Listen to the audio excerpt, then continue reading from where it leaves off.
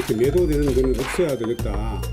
동물 밴더 이런 걸 통해서 개인적인 감정이 없었고 억울한 점도 많았기 때문에 감정적인 표현도 일부 있었습니다. 그러나 한 줄 한 선택도 틀림이 없습니다. 이분은 도저히 정상적으로 장관 직을 수행할 수가 없습니다. 이 모든 것을 음모와 집단 이지매로 몰아갑니다. 김대수 농림장관의 망언에 대해서 우리 선당은 해임 건의안을 그런 부분에 상당히 위협한 점이 있었으면 제가 이 자리에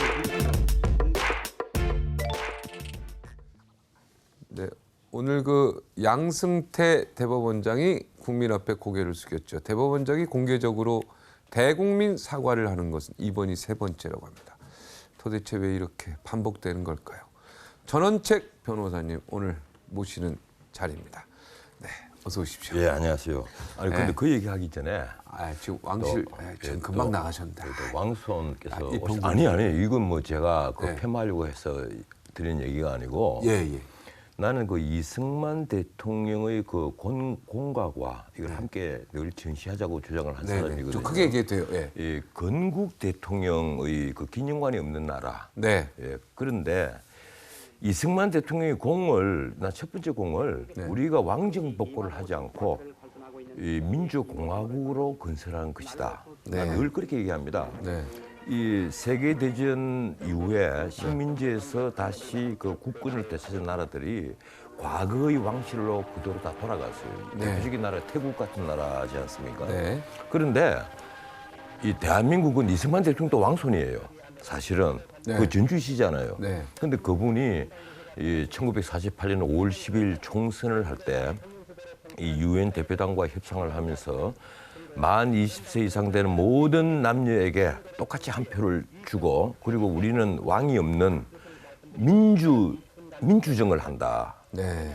그 주장을 했고 그걸 관철을 시킨 거예요. 네. 그 훌륭한. 사실은 물론 그 뿌리에 올라가면 3.1 그 김이독립 선언까지 올라가야 됩니다. 네. 우리는 조선의 자주국인과 자주민임을 선언하노라. 네. 그리고 차로서 세계 만방의 과에 쭉 내려가는데. 예. 근데 새삼스럽게 아까 잎은 아, 군주제로 저쪽이 황손이시니까. 예. 본인은 황손이고 예. 물론 지금 현재 그런데요. 왕인데 예. 많이 살아계셨습니다. 그런데 잎은 군주제로 갔으면 우리가 어떤 상징이 있었으면 우리 사회가 좀 더 단합이 되고 통합이 잘 되었을까 하는 문제에 있어서 상징으로만. 그런 면이 있긴 있을 거예요. 네. 사실 그 영국이나 일본 같은 경우를 보면 이 왕이라는 상징이 존재함으로써 그 사회가 좀 통합이 잘 되고 네. 하는 면은 있긴 있거든요. 네. 하지만 또 한편 보면 나는 이승만의 첫 번째 공을 왕정 복고가 아닌 네. 민주공화국의 건설로 네, 봅니다. 국민들도 다 감안할 겁니다. 어쨌든 예. 오늘 국민들도, 첫 번째 이슈가 네. 대법원장의 사과. 아, 그거 아니에요, 저는. 그럼요. 더 궁금한 게 있어요. 예, 뭐예요? 모병제. 모병제 대해서. 얘기 먼저 할까요? 예, 모병제 얘기하고 질문이 없는 것부터 먼저 하고 예, 질문. 모병제 이거 남경필 경기도지사가 강력히 주장하고 참 있죠? 독특해요. 예. 그분이 우리나라 같은 대통령제에서 그리고 사실상의 어떤 양당제 이런 데서 느닷없이 지방자치단체장이 연정을 얘기하지 않습니까? 연정했죠. 이미 예, 실천했죠. 그 연정을 얘기한단 말이에요. 그게 무슨 연정이에요? 연정은 그냥 그 야당과 그냥 협조를 잘 하는 것이지 그걸 연정이라고 꼭 굳이 표현해야 됩니까? 연정이라는 개념을 난 좀 제대로 이해를 못 하시는 것 아니냐. 예컨대 그 자기의 참모진을 비롯해서 이 행정 집행부 자체를 나누어 가지면 연정이 됩니다. 그렇잖아요. 당연하죠. 예, 그리고 의원 내각제 같은 경우에 해당되는 얘기예요. 뭐 대통령제에서 무슨 연정 자꾸 우리 심심하면 자꾸 연정 얘기를 하거든요. 노무현 대통령 때도 대연정 얘기가 나왔잖아요. 그래서 박근혜 대통령이 쉽게 그때 말하면 화가 이 났죠. 내각의 일부 장관들 뭐 이런 거 원하는 대로 다 주겠다 대연정 얘기가 나왔는데 이 대통령 책임제가 무엇인지 그리고 왜 어떻게 기능해야 되고 그 장점이 무엇인지를 제대로 안다면 대통령제 아래서는 연정 얘기를 안 하는 법입니다. 해서는 안 되는 거예요. 그 원래 자체로 당이라는 게 정권 획득을 예. 목표로 하는데 그럼요. 그 국민이 그 당에 뽑아준 건데 예, 그죠? 그 자체로 정체성을 가지고 가야지. 이 대통령 책임제에서 이 책임제를 무너뜨리겠다는 얘기예요. 그 연정이라는 얘기가 그 의원 내각제에서는 이 다수당이 출연하지 못했을 때 자기와 인형과 색깔이 비슷한 다른 당과 연합을 해서 다수 세력을 만들면 그게 인정이 되죠. 그런데 대통령제에서 무슨 연정 얘기를 합니까? 알겠습니다. 예, 어떻든 모병제에 대해서 소신. 예, 그분이 이제 모병제 얘기를 했단 말이에요. 그 보면 재밌어요. 우리가 어차피 장정수가 계속 없어지니까 가령 우리 때는 그 60% 정도 징집률이고 네. 이 그 병력을 한 68만 명에 70만 명을 유지를 했습니다. 네네. 그리고 군의 복무 기간이 36개월이었고 네. 만 3년이었단 말이에요. 근데 지금은 90% 이상의 징집률이에요. 네. 그렇다고 해서 요사이 병사들이 우리 때보다 특별히 뭐 신체가 물론 신장은 커졌고 이 발육 상태는 좋아졌습니다만 특별히 뭐 뛰어난 부분이 있는 건 아니에요. 체력은 더 약하죠. 근데 체격은 어떻든, 커졌어도 체력은 그래서 약... 장정수가 모자란 건 맞아요. 우리 네. 때는 한 학년이 한 120만 명이 다 넘었거든요. 네. 그 숫자가 엄청나게 많았어요. 네. 그런데 지금은 한 학년이 50몇만에서 이제 지금 고등학교 학생들은 40만 대로 줄었습니다. 이랬으니까 이 남경필지사 말대로 예컨대 이 장정수가 모자라니까 어떻게 하느냐. 우리가 이 정예 소수 군대로 만들자. 그 방법밖에 없다. 네, 그 미래를 예. 보는 사람 아닙니까? 남경필 예, 그래서 네. 30만으로 줄이자. 네. 그러면 우리가 강군이 될 것이다. 자, 그 말씀 들으면 어떻게 들으면 그럴듯합니다. 그런데 이 선을 잘못 알고 있잖아요. 지금 전 세계에서 동북아에 가장 이 재래식 무기뿐 아니라 현대식 무기까지 밀집을 하고 있습니다. 북한은 육군만 100만 명이에요. 특전 병력이 20만 명이고 그리고 재래식 무기도 숫자는 우리보다 훨씬 더 많아요. 재래식 무기도. 지금 전 세계에서 가장 첨예하게 이 전쟁 일어날 가능성이 높은 이 긴장 관계에 놓여 있는 나라가 대한민국 그리고 이스라엘입니다. 근데 이스라엘 인구가 얼마인지 알아요? 불과 한 780만 정도예요. 그런데 거기서 19만 병력을 유지를 합니다. 남자는 3년, 여자는 2년이에요. 병력이 모자라면 그 병력에 해당되는 그 수를 채우기 위해서 복무기간을 늘려야죠. 지금 복무기간이 36개월이었는데 역대 대통령 선거마다 계속 줄였잖아요. 계속 줄여갖고 드디어 MB 정부에서 21개월까지 줄었습니다. 그러니까 복무기간도 늘리고 여성도 그리고, 군대에 가야 된다 이렇게 주장하시는 거죠? 아니 여성 군대에 간다는 지금 그 주장하는 게 아니에요. 그건 아니에요? 지금 이스라엘 여성 얘기하고 지금 이스라엘은 그렇게 국민적 안보에 있어서는 국민적 단합을 한단 말이에요. 아니, 여성들 군대 가는 건 어떻게 생각하세요, 소신이? 그건 나는 여성들에게 징집제 운용은 나 바람직하지 않다고 바람직하지 생각해요. 않다? 예. 예, 알겠습니다. 왜 그런가 하면 징집제를 하지 않아도 충분하니까. 지금 현재 충분하다고 나는 근데- 믿습니다. 그런데 네. 제 얘기 한번 들어보세요. 네, 예. 지금 우리가 예컨대 21개월을 줄여 놓으니까 우리 군에 부작용이 많아요. 숙달된 병력이 필요한 곳에 숙달된 병사가 없단 말이에요. 24개월 정도 돼야만 숙달되는 예컨대 기갑, 통신 이런 분야들. 네. 그래서 요 사이는 이제 그 자기가 지원해서 장기로 예컨대 근무를 이 병사수 근무 다 마치고 하사관으로 한 1, 2년 있으면 1, 2년 동안 월급을 많이 주고 하는 이제 그런 제도를 만들었습니다. 네. 이 장기 지원 제도를 만들고 했는데 그 사실 효과가 별로 없어요. 지원자 숫자도 얼마 안 되고 지원 안 하죠. 한 몇백 명밖에 안 돼요. 안 해죠, 안 해요. 예, 한 7, 800명밖에 네. 안 된단 말이에요. 그래서 애초에 저는 이 장기적으로 이 복무 기간을 늘려라? 예, 무조건 늘릴 수 없잖아요. 그러면- 아니 잠깐만요. 복무 기간이 지금 21개월인데 네. 지금 더 늘리지 않은 정치 세력이 있겠어요? 절대 없습니다. 표 다 떨어지게. 네. 이러니까 21개월을 넘게 근무하는 숙달된 병사들 있잖아요. 예, 이 병사들에게 사실은 병장을 달아줘야 돼요. 그리고 이 친구들에게는 최소한 한 달에 한 200만 원 이상 되는 돈을 줘야죠. 보수를 주자. 당연하죠. 보수를 줘서 그리고 전역을 했을 때 1, 2년 더 근무를 하고 전역했을 때 최소한 이 사람들에게만은 공무원 채용이라든가 대기업 채용에 있어서 가산점을 주자. 예? 그러면 난 지원자가 많으리라고 봐요. 그것도 우수한 인력이. 네. 그런데 내가 왜 30만 명 남경필 지사가 말한 30만 명이 포퓰리즘적 발언이라고 얘기를 하는가 하면 북한이 보유하고 있는 특전 병력 숫자보다도 자칫하면 적은 육군 병사를 가진단 말이에요. 우리는 해군과 공군에 있어서 숫자를 못 줄입니다. 그 숫자만 하더라도 둘을 합하면 15만이 넘어야 돼요 이제. 네. 예? 그리고 더 늘었으면 늘었지 줄이지를 못한단 말이에요. 공군해군은 그러면 줄이면 안 돼요. 30만 명 이러면요. 예? 결국은 15만 명밖에 안 남아 육군은. 그러면 서울 위에 1차 지지선, 2차 지지선을 누가 지킬 거예요? 지금 서울 위에 내가 지켜야지 뭐 제가. 우리 전원책 변호사랑 지금 저랑 지켜야죠. 서울 위에 있는 군단들 중에는 이제 기계화 군단도 있고 보병 군단도 있어요. 그 보병 1개 군단이 간편 사단 4개로 구성이 돼가 있을 때는 네. 그게 뭐 한 6, 7만 명으로 됩니다만 완편으로 미국식으로 편제가 만들어진다면요. 최소한 한 15만 명이 돼야 됩니다. 이게 군단이 네. 되면요.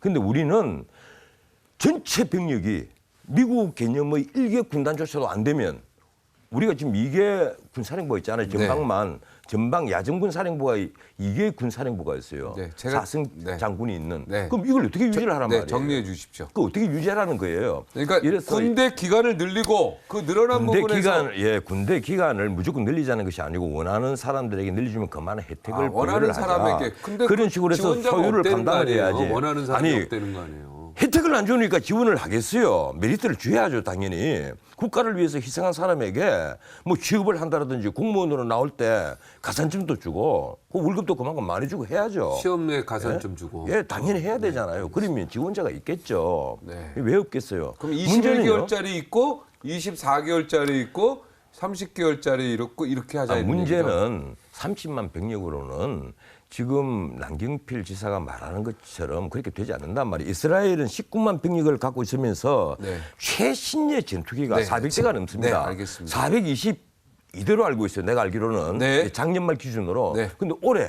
지금 우리나라 최신의 전투기가 몇 대 있어요? 지금 이런데 노무현 대통령이 국방개혁 2020 하자면서 뭐라고 했습니까? 병력을 68만 병력을 50만으로 줄이고 그리고 2020년까지 621조를 투입을 해서 군을 현대화시키겠다. 근데 지금 어떻게 됐어요? 지금 올해 2016년입니다. 지금 박근혜 정부 들어와서 이 병력을 50만 2만 명, 3만 명 요 수준까지 낮추자고 국방계획을 약간 수정했어요. 그런데 그렇게 하려면 우리 군이 정말 고도의 현대화된 장비로 예. 장비로 무장을 해야 된단 말이에요. 그런데 최신의 전투기가 우리가 몇 대 갖고 있느냐고요. 북한이 지금 장사정포가 170mm, 240mm, 그리고 300mm까지 개발했잖아요. 170mm가 150문 그리고 네, 정리해 주시죠. 예, 아니 240mm가 200문이에요. 네네. 근데 우리는 130mm짜리 갖고 있습니다. 이 다인장 로켓트가. 네. 근데 뭘 갖고 싸우라고? 뭘 갖고 방어하라고? 네, 제가 잘못했습니다. 예, 이래놓고 나서 무슨 자주국방 타령을 하면서 네. 병력 30만 명으로 충분하다. 누가 감당하는데요? 예, 제가 이런 식으로 네. 정치판에 있는 리더들이 포퓰리즘적 발언을 하지 마란 말이에요. 대통령 선거를 앞두고. 네. 나는 이런 사람들 보면 정말 화가 나요. 이 사람들은 정치인이라기보다는 자칫하면요. 표를 얻기 위한 정상배라는 평가를 받을 수가 있습니다. 네. 그래서 하나의 정책을 발표할 때는 정말 그 반대되는 의견도 충분히 듣고 그리고 내가 이런 얘기를 했을 때 미칠 파장이 무엇인지도 네. 충분히 고민을 해야 되는 거예요. 그럼 고민 없이 30만 명 병력을 주장을 하면 일반 국민들이 보면 야 저렇게 훌륭한 분들도 다 30만 명이면 된다는데 왜 우리가 지금 62만 명을 굳이 군대에다 불러놓고 있느냐. 네. 병사로 보낸 어머니들이 다 그렇게 생각할 것 아니에요. 네, 지금 질문을 갈게요. 지금 괜히 제가 애드립 질문 하나 했다가 지금 굉장히 이제 흥분하셨는데 질문 드린 아니, 제가 그 사과를 드리겠습니다. 안보많은 정치인들이 네. 그것도 포퓰리즘을 군대도 잘 하지 마. 모르는 네. 정치인들이 함부로 얘기를 하지 말라는 거예요. 군대를 잘 아는 분들도 입을 닫고 있는데 왜 군대를 잘 모르는 분들이 30만 명 병력으로 충분하다느니 뭐니 이런 얘기를 하느냐 말이에요. 지금 우리가 GDP의 불과 2.8% 정도를 국방비로 씁니다. 전쟁하면 일어나지 않는 영국이 GDP의 4.1%를 국방비로 써요. 미국은 4%에서 5% 사이를 씁니다. 이스라엘이요. 국방비로 쓰는 비용은 GDP의 8% 가까이 됩니다. 7.8% 정도가 돼요. 작년 기준으로. 우리는 국방비조차도 제대로 쓰지 않으면서 우리 정치판에서 늘 하는 얘기가 소수 정예화. 누가 소수 정예화 하고 싶지 않아서 안 합니까? 자, 정치판에서요. 국회의원님들 이거 우리나라 국방부 예산 다시 한번 고민해 주셔야 돼요. 그죠? GDP의 3%가 안 돼요. 네, 3%는 만들어 주셔야 됩니다. 제가 뭐 국방부에 친인척이 있는 건 아닌데 지금 네, 확실히 우리 지금- 전원책 우리 변호사님 얘기 말씀드리니까 아니 이스라엘이 8%고 북한은 50%인데 우리가 지금 북한하고 이렇게 대치하고 있는 상황에서 아니, 2.1%요? 우리를 아니, 2.8% 2.8% 돼요? 우리를 아, 도와주는 그럼 0.2%만 더 쓰면 3%네요? 아니, 한 우리가 4% 정도는 써야죠. 4% 여기서 다시 또 1% 아니 올라갑니까? 그래야만 우리 군을 현대화를 기본적으로 시킬 수가 네, 있어요. 일단 3%부터 물론 찍고. 국방 비리도 없애고 네, 일단 이- 3% 찍고. 예, 방위 산업이 좀 하자 이러면 막 비리 투성이가 자꾸 터지니까 네. 이게 뭐 의뢰 탐지기를 갖다 붙이라고 하니까 어군 탐지기를 갖다 붙이는 자들이 있으니까 예, 예. 이늘 국민의 신뢰를 깨버리는데 알겠습니다. 그것만 개선하면 되는 거예요. 네, 3%좀 찍게 해주세요. 국회의원님. 3% 이렇게 좀 찍게. 국방부. 우리나라 국방비요. 3% 했으면요. 3%좀 찍게 해주세요. 근데 우리 전원식 변호사님은 4%라는데 일단 3%짜리라도 한번 찍고 그리고 4% 가야지 2%대에서 갑자기 4% 가면 안 되잖아요. 지금 그죠? 2.8%, 2.9% 꾸준히 아니요, 이제 2.8 유지는 안 돼요. 하는데 지금 이것만으로는 2.5인가 부족하다는 2.6이에요. 거예요. 정확히 2.8%? 아니요, 2.8%입니다. 지금요? 예. 제가 알기로 2.7로 기억하는데. 예, 어떻든 이 정도로는 부족하다는 택도 거예요. 없다? 예. 네, 3%는 찍게 해주세요, 의원님들 진짜. 그 오늘 진짜 오늘 질문 하나 합시다, 진짜. 예.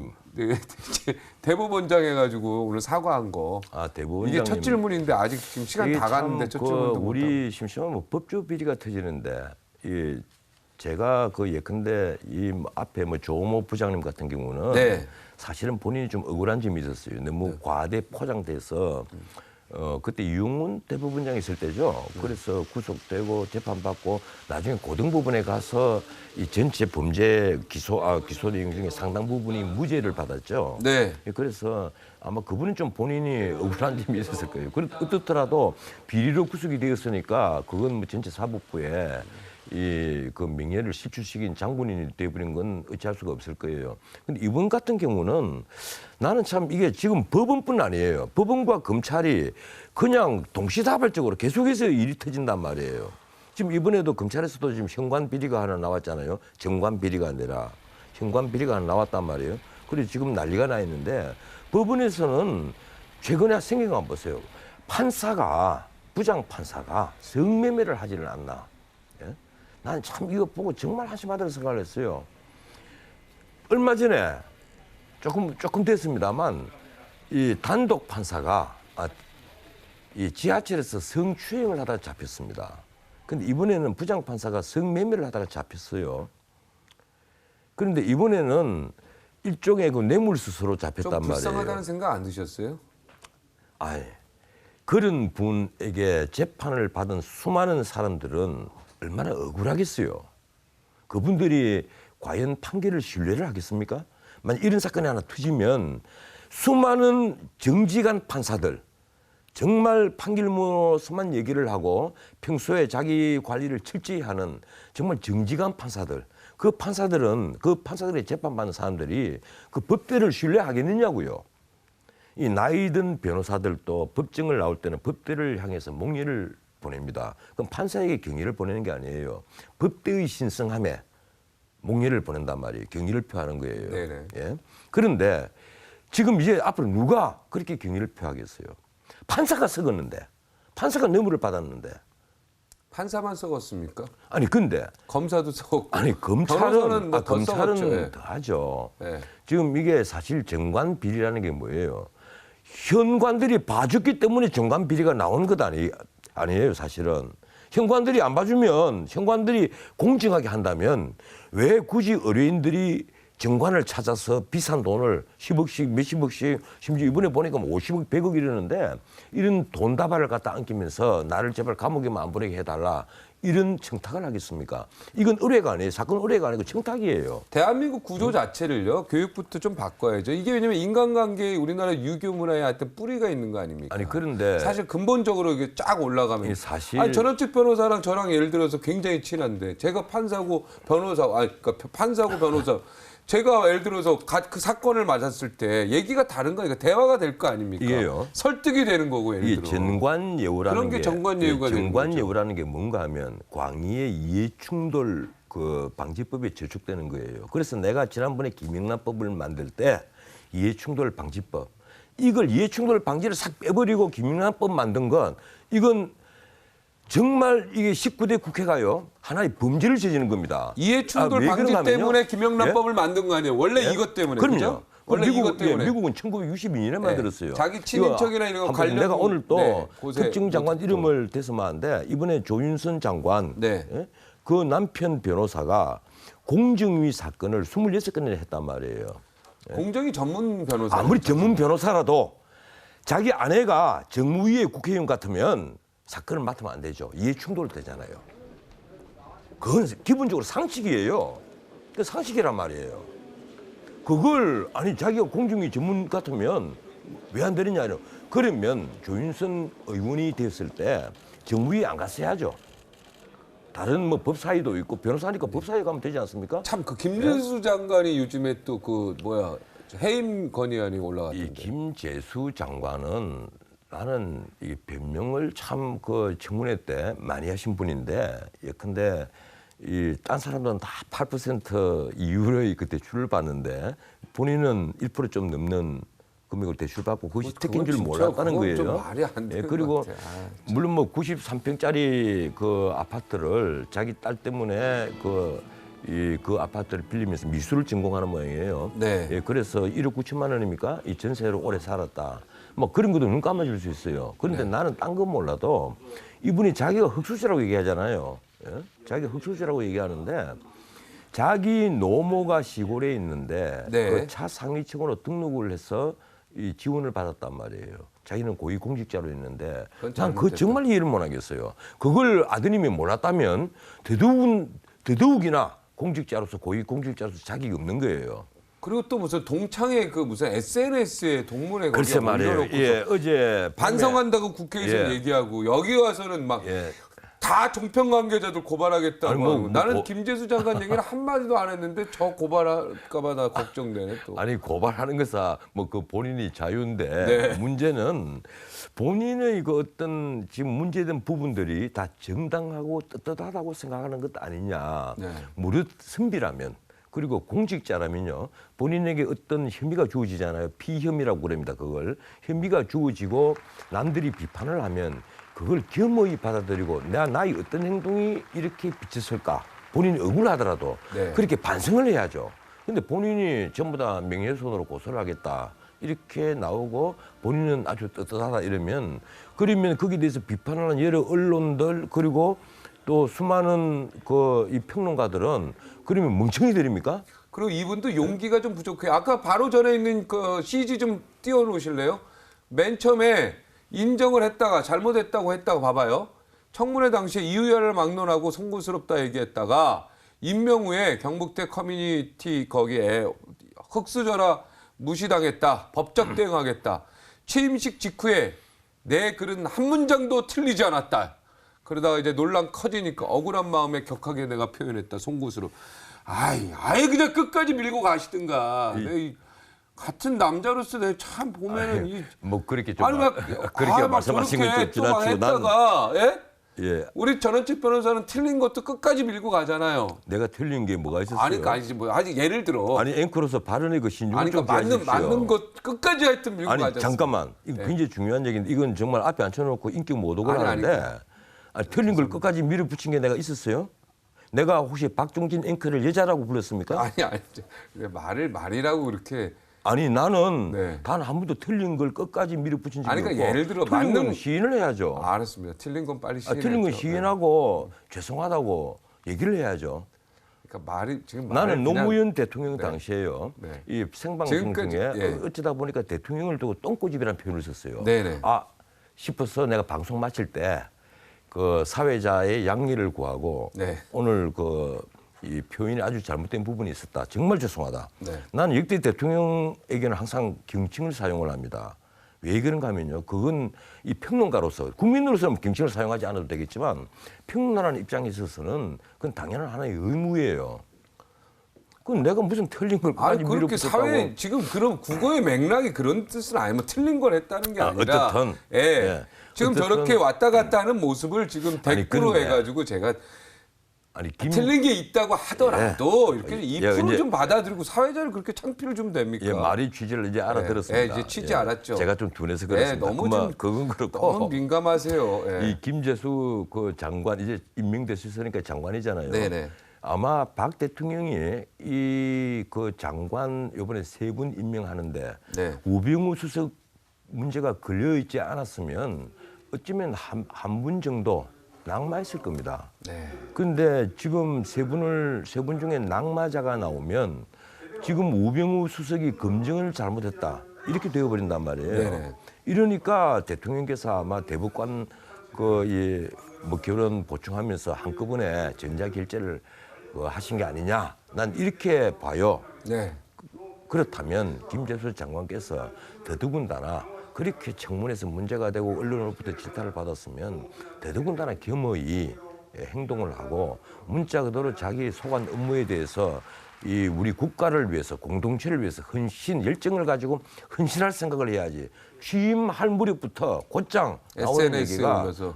뭐 무슨 복수하겠다는 식의 표현을 쓰는 것은 그리고 자기 한 말은 한자도 틀리지 않았다 이런 얘기를 한다는 것은요 지나쳐도 너무 지나친 것이라고 나는 생각을 합니다. 네, 오늘 아주 뭐 주제가 굉장히 많은데 제2의 조입할 문제도 있고요. 주식으로 사기친 뭐 그런 방송인도 얘기합시다. 있고요. 그런 얘기는 네. 여기 사건 담당 기자 불러서 얘기하는 게 옳지 않겠습니까? 근데 우리나라에 하나만 딱 짚을게요. 네. 나는 이게 정권 방송이잖아요. 네, 정권 방송에 나오는 소위 전문가들 얘기. 네, 이 전문가들 얘기대로 다 하면 우리나라 부자 안 되는 사람 누가 있겠어요? 나 이 우리 정권 방송들이 몇 군데가 있어요. 나 좀 신중을 기해줬으면 좋겠어요.